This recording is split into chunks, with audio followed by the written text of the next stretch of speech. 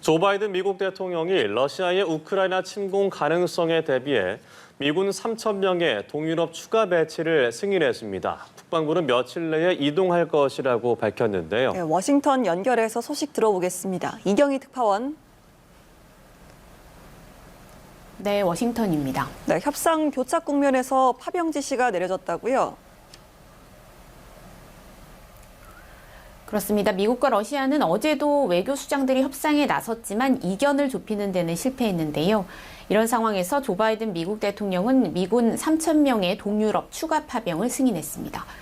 국방부는 이들이 며칠 내에 이동해 루마니아와 폴란드에 배치될 것이라고 밝혔는데요. 미국에서 2,000명이 폴란드로 직접 이동하고 독일에 주둔 중인 미군 1,000명은 루마니아로 이동할 것으로 전해졌습니다. 폴란드와 루마니아에는 현재 각각 4,000명과 900명의 미군 병력이 배치돼 있어서 3,000명이 추가로 배치되면 8,000명 정도로 규모가 늘어나게 됩니다. 추가 배치된 미군 병력은 나토가 러시아에 맞서 신속 대응군을 가동할 경우 지원에 나서게 됩니다.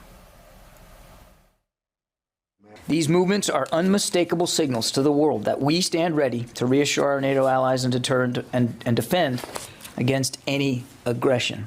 It's important that we send a strong signal to Mr. Putin and frankly to the world that NATO matters to the United States. 미 국방부는 이번에 발표된 병력은 지난주 로이드 오스틴 국방장관이 유럽 파병 비상대기 명령을 내린 8,500명과는 별개라고 밝혀서 상황에 따라 추가 파병 발표가 있을 수 있음을 시사했습니다. 다만 이번 파병은 우크라이나 주변의 긴장 고조에 따른 일시적 배치이지 영구적인 것이 아니라고 강조하면서 미군 병력이 우크라이나 영토 안에서 싸우는 일은 없을 것이라고 거듭 밝혔습니다. 네, 이런 가운데 푸틴 러시아 대통령은 시진핑 중국 국가주석과 회담을 예고했다고요. 네, 러시아는 푸틴 대통령이 베이징 올림픽 개막식 참석을 위해 중국을 방문해 4일 시진핑 주석과 회담한다고 발표했습니다. 그러면서 중국이 우크라이나 문제와 관련해 러시아가 서방에 요구하고 있는 안전보장안을 지지하고 있다고 밝혔는데요. 푸틴 대통령 방중 기간 발표될 새시대 국제관계에 관한 공동성명에 그와 관련된 양국의 공통적인 견해가 반영될 것이라고도 전했습니다. 미국과 나토의 공조 강화에 맞서 러시아는 중국과 공조 전선을 강화하려는 것으로 보입니다. 이런 가운데 한 스페인 매체는 미국이 러시아에 전달한 서면 답변 문건을 입수했다며 내용을 보도했는데요. 알려진 대로 미국과 나토는 우크라이나 등 옛소련 국가들의 추가 나토 가입을 금지하고 유럽의 안보에 관한 양자 합의에 서명하자는 러시아의 제안을 거부했습니다.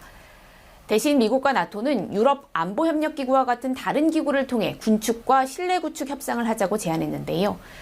구체적으로 미러 상호 간의 우크라이나 영토에 미사일과 병력 배치를 자제하고 나토의 동유럽 핵심 기지인 폴란드와 루마니아의 미사일 방어 시스템과 러시아 내 미사일 발사기지 상호 검증을 제안했다고 전해서 러시아가 보일 반응이 주목됩니다. 지금까지 워싱턴에서 전해드렸습니다.